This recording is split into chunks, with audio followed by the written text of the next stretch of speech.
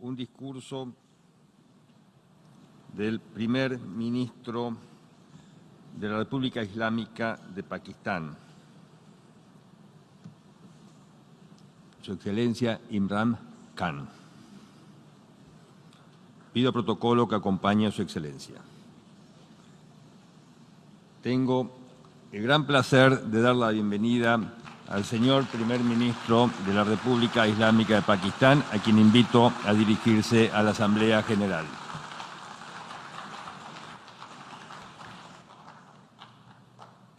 Bismillah ar-Rahman ar-Rahim. Iyyaka na'budu wa iyyaka nasta'in. Mr. President,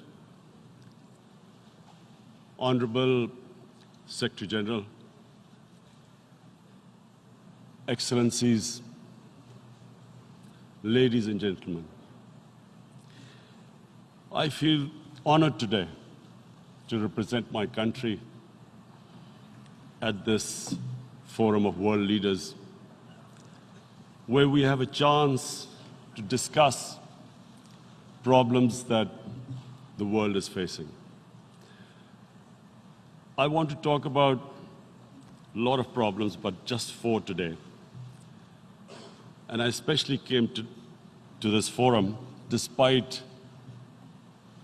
a difficult time in my country, facing challenges. I would not have come, but because I feel that there are some very urgent problems which the world must address. So first of all, I start with climate change. So many leaders have talked about climate change. But Mr. President, I feel that there is a lack of seriousness.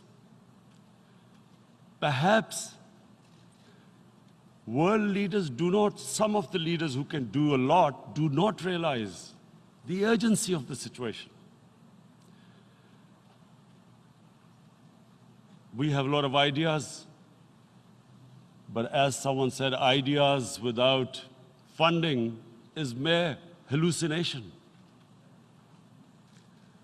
Pakistan, I'll give you start with my own country. Our country is amongst the top 10 nations in the world which are most affected by climate change. We depend upon our rivers. We are mainly an agricultural country. And 80% of the water in our rivers comes from our glaciers. The glaciers not just on the Pakistani side, even India. The river, the 80% of the water in Ganges and the Indian rivers also comes from the glaciers, from the Himalayan glaciers, Karakoram, Hindu Kush. And these glaciers are melting at quite a rapid pace. We detected already 5,000 glacial lakes in our mountains. And if this keeps going, if nothing is done, we are scared that humans are facing a huge catastrophe. In my country, when my party came to power in the province of KP, we planted 1 billion trees in 5 years. Now we've set ourselves a target of 10 billion trees in Pakistan. Idea being to counter the effects of global warming. But one country cannot do anything. This has to be a combined effort of the world. My optimism comes from the fact that humans, the Almighty has endowed humans with great powers. We can do anything, provided our survival instinct is stirred up. And this is really what I hope that the United Nations will take a lead in this. There must be more emphasis. Richer countries must be pushed. Countries that are responsible for, mainly are responsible for greenhouse gas emissions. They must be pushed because our country contributes minuscule amount to greenhouse gases. So I feel that the United Nations must take leadership in this. My second issue for me right now is even more critical. Mr. President, every year, billions of dollars leave the poorer countries and go towards rich countries. Billions of dollars siphoned off by the ruling elites of the developing world. And they find their way into Western bank accounts, offshore accounts, tax havens, expensive properties hidden behind companies bought in Western capitals. Mr. President, this is devastating the developing world. This is causing more poverty, deaths. It's impoverishing the developing world. The difference between rich and poor countries is growing because of this. Money laundering, which happens because money leaves the poorer countries into rich countries, is not treated the same as, for instance, money from drugs or terror financing. The seriousness which terror financing and money from drugs, the way it is treated, it's not the same. The way the poor countries are being plundered by their elites. It's not happening. In my country, when I took charge of our government a year back, in the 10 years preceding that, our total debt went up 4 times. The debt we had accumulated in 60 years, just in 10 years, it went up 4 times. As a result, the total revenue we collected in 1 year, half of it went into debt servicing. How are we going to spend money on our human beings, 220 million people, when half the money is going into debt servicing? Because our country was plundered by the elites, the ruling elite.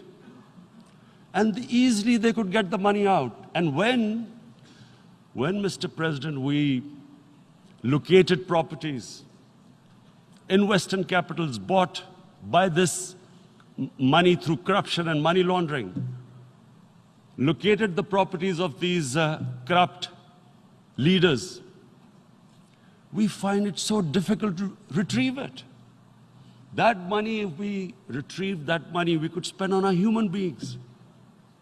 But it's so difficult. The laws protecting these criminals. We do not have the sort of money to have expensive lawyers and spend millions and millions of dollars.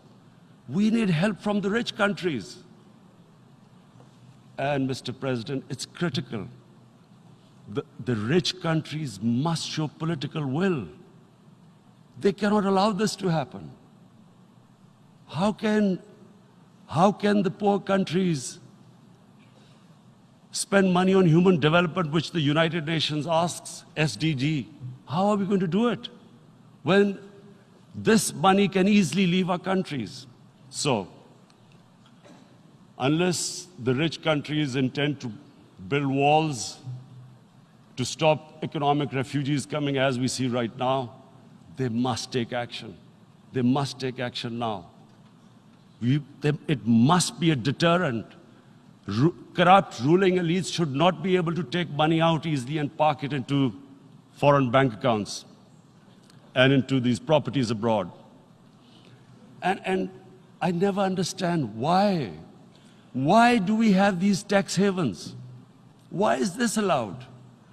Why shouldn't rich people pay taxes? Why is it legal to have these tax havens where you have these secret accounts? Because, the world is changing. The population of the world is growing. Sooner or later, you're going to have a crisis. If the poor get poorer and the rich get richer, there is going to be a crisis sooner or later. So this is my second point. I hope that the United Nations takes a lead in this. It involves the IMF, the World Bank, Asian Development Bank. They must find a way of stopping this plunder of the developing world. My third point is Islamophobia. There are 1.3 billion Muslims in this world. There are millions of Muslims living in other countries, European countries, in the US, as minorities. Islamophobia, since 9/11, has grown at a pace where it is alarming. Human communities live together. There should be understanding amongst them. But Islamophobia is creating a division. Muslim women wearing hijab, it's become an issue. It's become an issue in some countries. Hijab is some sort of a weapon. A woman can take off her clothes in countries, but she can't put on more clothes. How is this happening? Because of Islamophobia. And how did this Islamophobia start? After 9/11. And why did it start? Because certain Western leaders equated terrorism with Islam. Islamic terrorism. Radical Islam. What is radical Islam? There is only one Islam. And that is the Islam we follow of Prophet Muhammad sallallahu alaihi wasallam. There is no other Islam. Radical Islam, Islamic terrorism, what message did they send to people in the West? And why is there Islamophobia? How is a person in New York, in the Midwest, in the US, in European capital, how is he going to distinguish between who is a moderate Muslim and who's a radical Muslim? Because terrorism has nothing to do with any religion. This Islamic terrorism, Islamic radicalism, and sadly used by leaders, this has been the main reason for this Islamophobia. And it has caused pain amongst Muslims. We in Muslim countries watch this Islamophobia traveling abroad, and it's getting worse. And may I just say, Mr. President, that in European countries, it is marginalizing Muslim communities. And we all know that marginalization leads to radicalization. Some of the people who ended up as militants in Syria and other places were from marginalized Muslim communities. And my point here is that we must address this issue. I'm sad to say that we Muslim leaders have not addressed this issue either. After 9/11, when this thing came about war against radical Islam, rather than Muslim leaders trying to explain to the West that there is no such thing as radical Islam, in all human communities, they are radicals. They're liberals and rest are moderate. All human communities, Christians, Jews, everyone has it. But Islam is not radical, neither Judaism, neither Christianity, neither Hinduism. No religion preaches radicalism.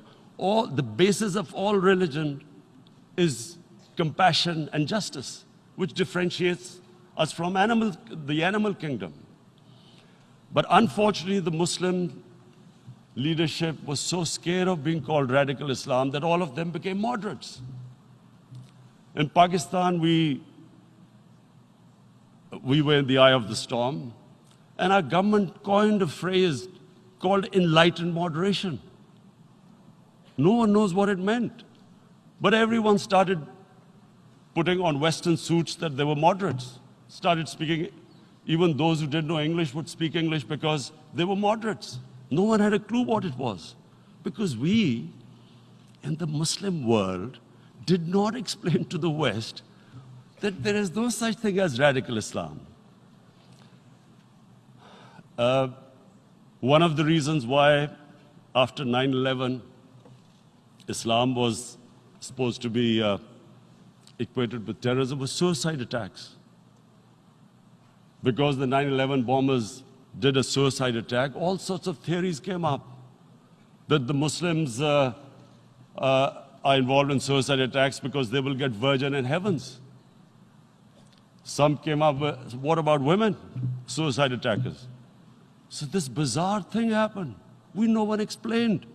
Suicide attacks and Islam were equated. No one did research that before 9/11, the majority of suicide attacks in the world were by Tamil tigers, who were Hindus. No one blamed Hinduism, and quite rightly. What has Hinduism got to do with what desperate people were doing in Sri Lanka?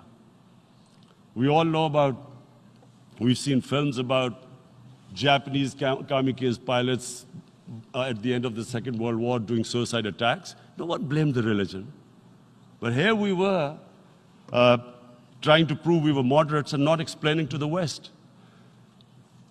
But the most important thing I wanted to say here today, in explaining this Islamophobia, Mr. President, and I feel it's very important because I've spent, because of I played professional sport in England, I spent a lot of time there. So I know how the Western mind works and how West views religion. So where the misunderstanding about Islam came. And one of the reasons it caused Islamophobia. That was, in 1989, this book was published, maligning, insulting, ridiculing our Prophet Muhammad sallallahu alaihi wasallam. And there was a reaction in the Muslim world. The West couldn't understand what was the problem. Because in the West, because I have spent so much time in the West, religion is perceived completely differently. They don't look upon religion like we do. And so, Islam was supposed to be an intolerant religion. It was against freedom of expression. And Islam took a real beating 30 years ago. I still remember it became a watershed. And every 2 or 3 years, someone would malign our Prophet, peace be upon him. There would be a reaction by the Muslims. And again, it was Islam, an intolerant religion. Again, this time, I blame a certain section of the people in the West who deliberately provoked this, knowing the impact it would have. But the majority of the people in the West didn't understand. This is where, again, Muslim leadership let the Muslims down. We should have explained to them what our Prophet, peace be upon him, means to us. So in 1 minute, I'll try and explain what he means to us.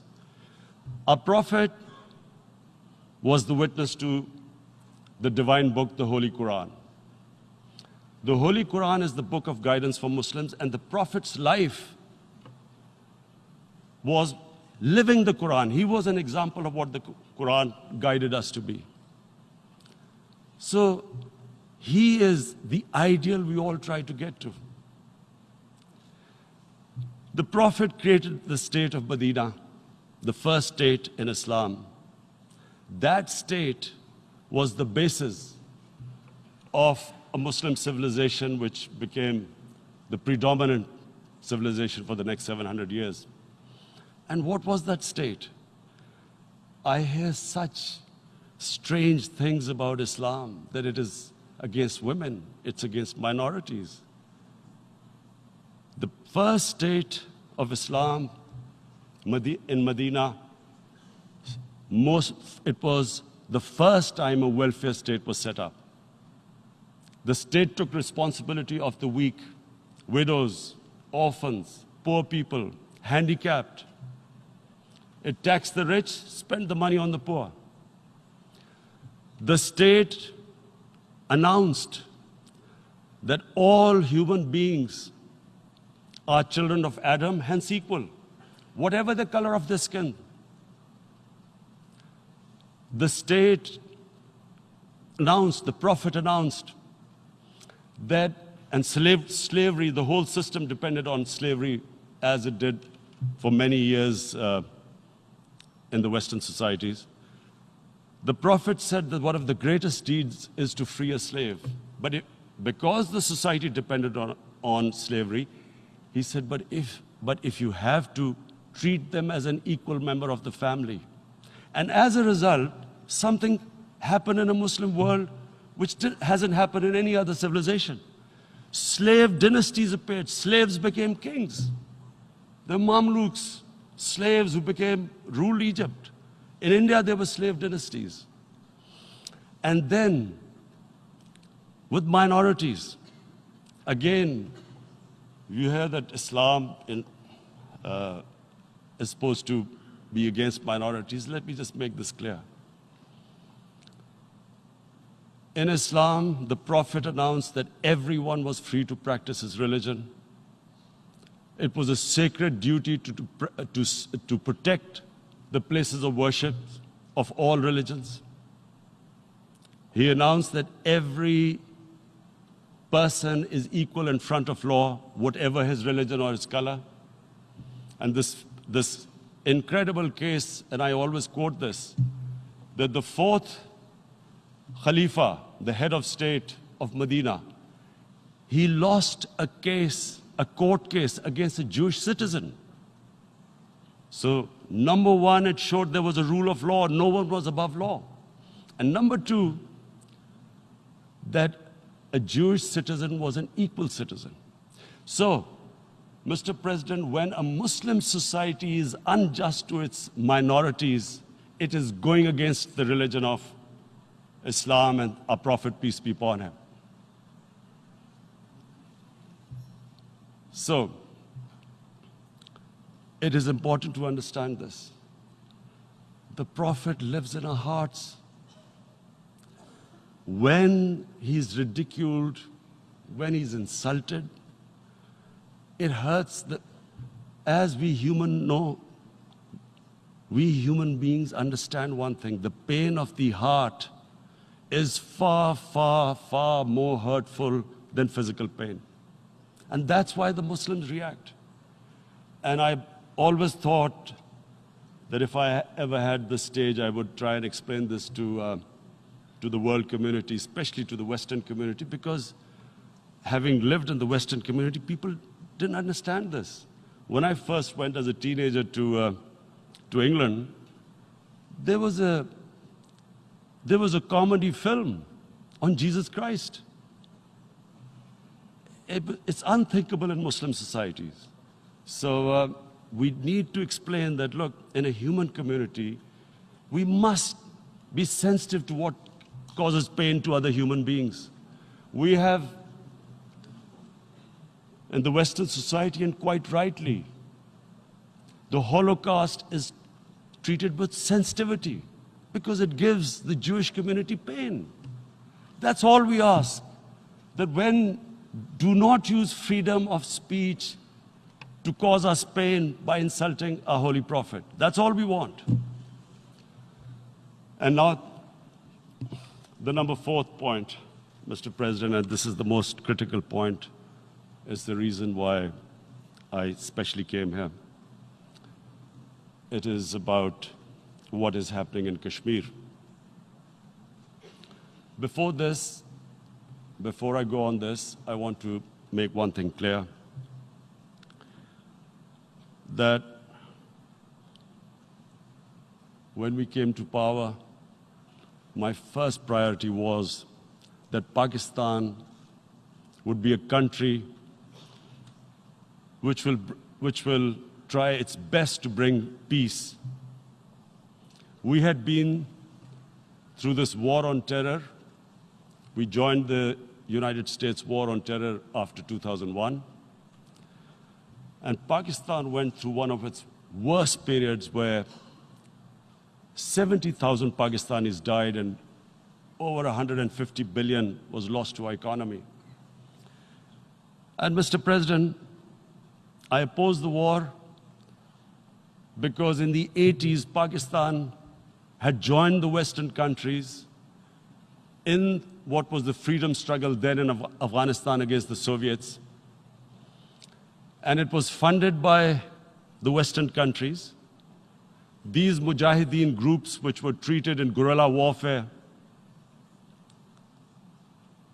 were trained by Pakistan Army, funded by the Western countries, and especially US, and they waged what was a freedom struggle in Afghanistan. The Soviets called them terrorists. We called them freedom fighters. 1989, the Soviets retreated. The Americans packed up and left. Pakistan was left with these groups. Come 9/11, Pakistan joined the United States in this war on terror. And now our government was supposed to, the reason why I opposed joining this war, because here we had indoctrinated them in jihad, meaning freedom struggle against foreign occupation. Now, because we had joined the US, and the US had occupied Afghanistan, now we were supposed to tell them that, no, this is not freedom struggle and jihad, it's terrorism. So that's why I tried to tell then government that, stay neutral, because you will have leverage over them. You will be able to control them. But if you join them, you become collaborators, and they will attack you, which is what happened. They turned against us. We went through a nightmare. 70,000 people killed in a war we had nothing to do with. No Pakistani was involved in 9/11. Taliban were in Afghanistan. Al-Qaeda was in Afghanistan. What had we to do with it? 70,000 Pakistanis died. So when we came to power, we decided that we would dismantle what was left of these groups. And this decision was taken not just by us, but by all the political parties in Pakistan. Unfortunately, they didn't implement it. So we came to power, we decided to implement it, and we dismantled whatever was left of the groups. And I know that India keeps accusing us that there are these groups there. I would like the United Nations to send observers, see for themselves what we've done. No Pakistani government would have dared to do this because it would have created strife. But we decided that there would be no militant organizations in Pakistan. So I need to give you this background and to what I'm going to say later on. And secondly, we started mending fences. I invited the Afghan president. We developed a relationship with Afghanistan. We had problems with Iran. We mended fences there. And then India. Now let me just give you a little background about my relationship with India. Because of cricket, and cricket being it's a passion in the subcontinent, I had great following in India. I have friends in India, and I loved going to India. So immediately, when my party came to power, the first thing we did was to immediately reach out to India. And I spoke to President Modi, and I said, look, we have similar problems. Climate change, poverty, let's get together. Let's resolve our differences through trade. Let's build a relationship on trust. Prime Minister Modi told me that, there were terrorist attacks from Pakistan. I said, we have problems with you. There are terrorist attacks which we know are instigated by India in Balochistan. We caught a spy, Kulbhushan Yadav, who admitted what the sabotage going on in Karachi and Balochistan. So we said, look, let's leave that behind. Let's move forward. Our main priority should be our people. The highest number of poor people live in the Indian subcontinent. Unfortunately, didn't make any headways. Our foreign minister was supposed to meet on this in the UNGA last year. India canceled it. We thought that it's their election coming up. It's a nationalist, ultra-nationalist party. it doesn't want to cozy up to Pakistan. So we thought, okay, we'll wait till the elections. Meanwhile, a 20-year-old Kashmiri boy, whose father said was radicalized by the security forces in Kashmir, blew himself up on an Indian convoy. Immediately, India blamed us. I spoke to the Indian public on television. I said, if you give us any iota of proof, we will immediately take action, because we've clamped down on these groups. Rather than sending us any proofs, they sent their jets in, they bombed us. We retaliated. A jet, 2 of their planes were shot down, 1 pilot bailed out in Pakistan. We immediately returned the pilot, saying that, look, we do not want any escalation. Rather than taking that as a peace gesture, the entire campaign, almost the entire campaign of Mr. Modi in the election was how he had taught Pakistan a lesson that jets had killed 350 terrorists. Complete lie. They had just killed about 10 trees of ours, which was quite painful given that, we are growing all these trees. He then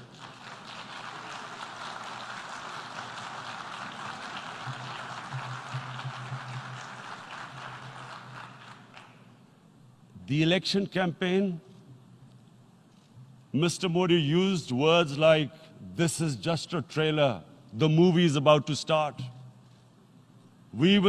I went into Pakistan and taught them a lesson. This was the election campaign. Okay, so we thought, us politicians make all these statements to win elections. So, okay, after elections, we'll get back to our normal relationship.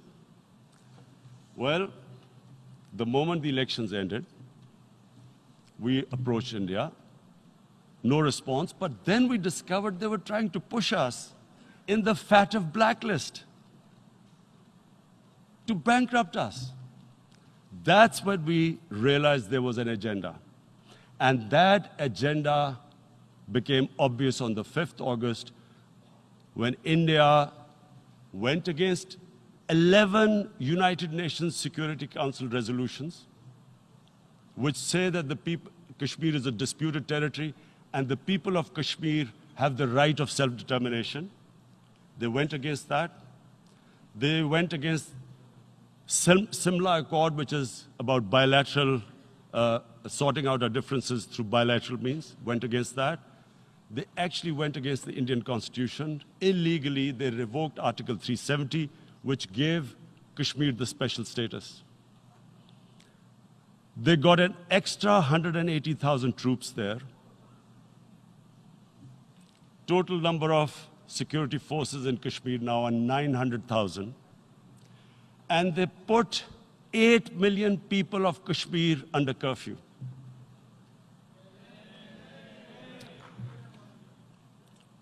Mr. President, now I just briefly want to make the people understand, how can anyone do something like this? And for that, I have to explain to you what is RSS. RSS, Mr. Narendra Modi is a life member of RSS. RSS was an organization that was inspired by Adolf Hitler and Mussolini, came about in 1925. They believed in racial purity, racial superiority. They also believed they were an Aryan race like the Nazi believed they were an Aryan race. All that I'm saying can be verified. This is the time of information revolution. You can Google all this, what I'm saying. But it is very important for me to explain this to you so you know what is happening in India. This RSS believed in the ethnic cleansing of Muslims from India. At one point, there was racial superiority of the Hindu race. Secondly, it was hatred for the Muslims and for the Christians, because they believed that this golden age of Hindu civilization was stopped because of Muslim rule centuries back and then the British rule of India. So it was racial superiority and hatred for Muslims and Christians. This is openly stated. You look at the founding fathers of RSS, Golwalkar and Savarkar. Just Google them and you'll find out. And this ideology of hate is what murdered the great Mahatma Gandhi in 1948. It was this ideology of hate that made Narendra Modi in 2002 do a pogrom against Muslims in Gujarat when he was the chief minister. He allowed 3 days for these RSS goons who were inspired by the Hitler brown shirts. They actually wear brown shirts. This RSS, the Congress Home Minister gave a statement that in RSS camps, terrorists are being trained. And these terrorists butchered 2,000 Muslims and 150,000 Muslims were made homeless. Narendra Modi could not travel to the US because of that. And I need to make you understand this background before I explain to you that what sort of a mindset would lay siege to 8 million people with 900,000 troops. Women, children, sick people, locked in as animals. In fact, of what I know of England, if 8 million animals were locked in, the RSPCA would have made a lot of noise about it. These are human beings.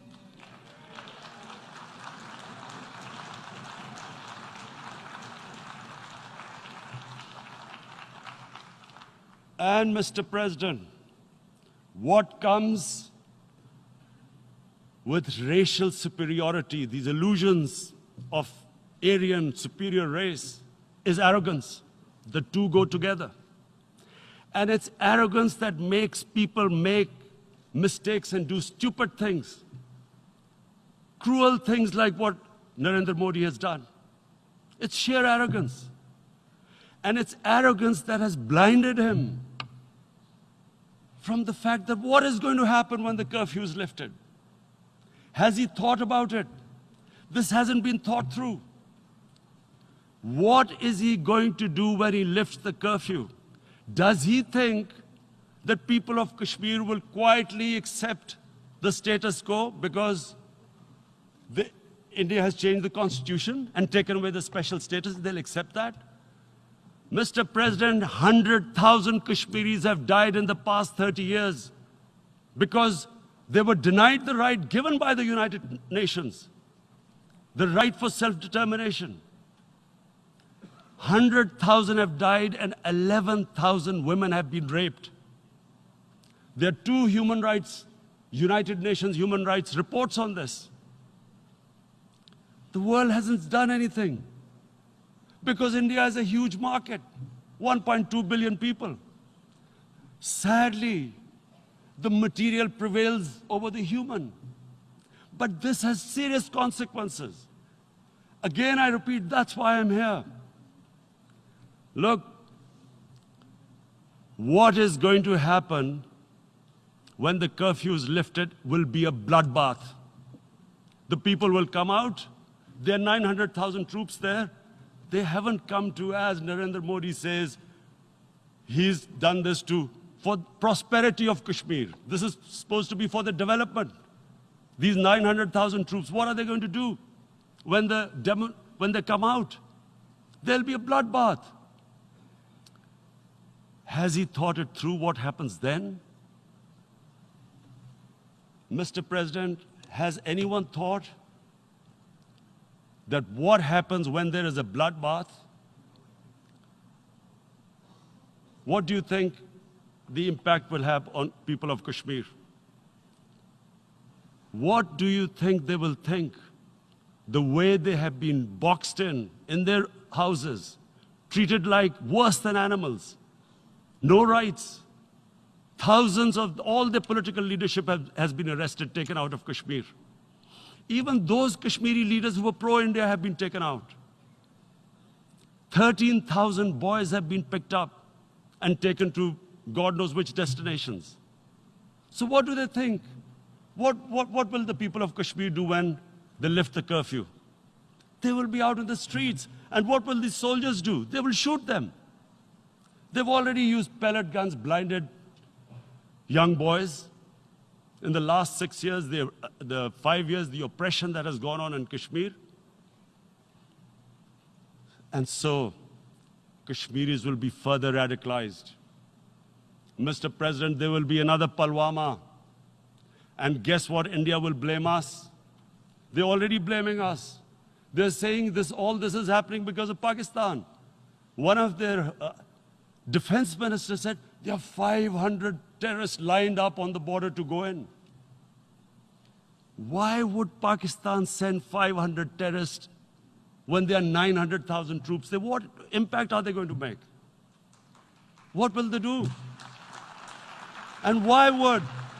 Don't we know that the moment there is some terrorist attack, all that will happen is there'll be further cruelty and oppression of the people of Kashmir.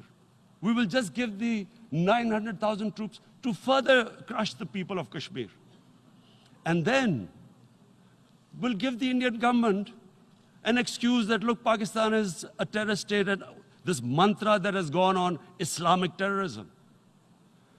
The moment you use this catchword, Islamic terrorism, the whole world turns away. No one talks about human rights. You can do whatever you want, which is what has happened in Kashmir, because they keep using this word, Islamic terrorism. And this is what they're doing right now. What do we benefit from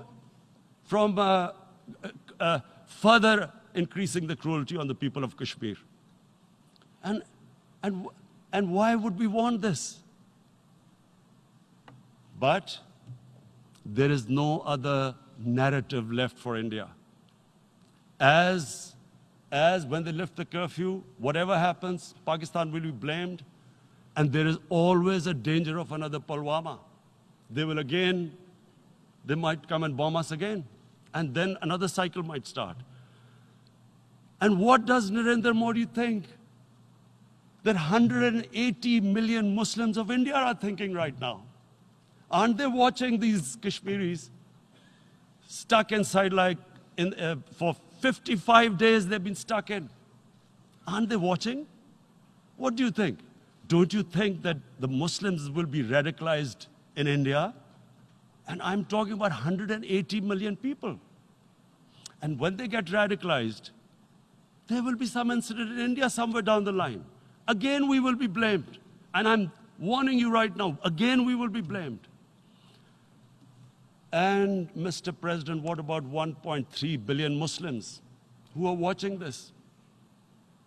And they know that it is only happening in Kashmir because they're Kashmiri Muslims. This is not happening to Kashmiri Hindus. They know that this is happening because of their religion. So what do you think they will be thinking? What do you think the Jewish community would think if there were, forget 8,000 Jews stuck like this? What do you think Europeans would think? What do we think? I mean, any human community, if their members are stuck like that, what do you think they will think? Are we a children of a lesser God? Is it not going to cause us pain? And then I'll tell you what will happen. People will, in the 1.3 billion Muslims, someone will pick up arms. I know we've been brought up with films, Western films. This good, decent guy doesn't get justice. He decides to pick up a gun and start seeking justice. There was a film made in New York, famous film called Death Wish. This guy gets mugged by and his family, his wife gets killed or something. He can't get justice. He picks up a gun and he goes around shooting muggers. And the whole cinema cheers him on. So what do you think the Muslims are thinking right now? If there is a bloodbath, there will be Muslims becoming radicals, not because of Islam, but because of what they will see, that there's no justice when it comes to Muslims. There were Rohingya Muslims, Myanmar, who are, God knows, almost 1 million people out, ethnic cleansing. What was the response of the world community? So what do you think will be the response of 1.3 billion Muslims? I picture myself. I'm in Kashmir. I've been locked up for 55 days. I have heard about, and there are rapes, Indian Army going into homes, soldiers. Would I want to live this humiliation? Would I want to live like that? I would pick up a gun. You're forcing people. You are forcing people into radicalization. When people lose the will to live, what is there to live for? And this is what, if you can do this to human beings, you are actually radicalizing people. And so, Mr. President, I want to repeat here, this is one of the most critical times. There will be a reaction to this. Pakistan will be blamed. 2 nuclear-armed countries will come face to face like we came in February. And before we head in that direction, the United Nations has a responsibility. This is why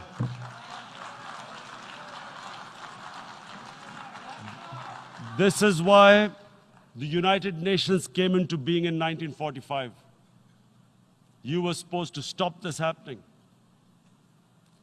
I feel we are back to 1939, Munich.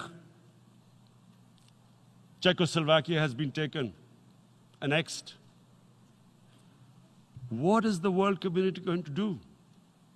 Is it going to appease a market of 1.2 billion, or is it going to stand up for justice and humanity?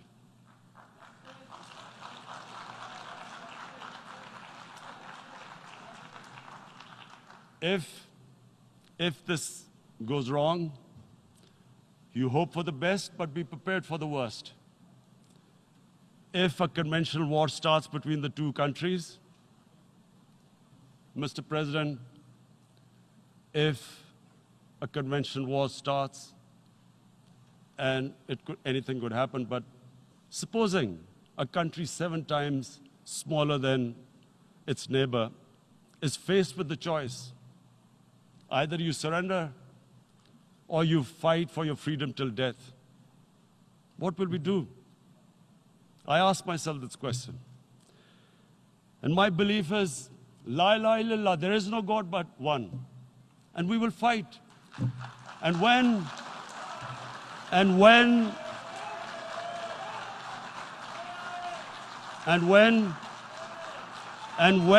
a nuclear-armed country fights to the end, it will have consequences far beyond the borders. It will have consequences for the world, which is why I repeat I'm here. Because I'm warning you, it's not a threat, it's a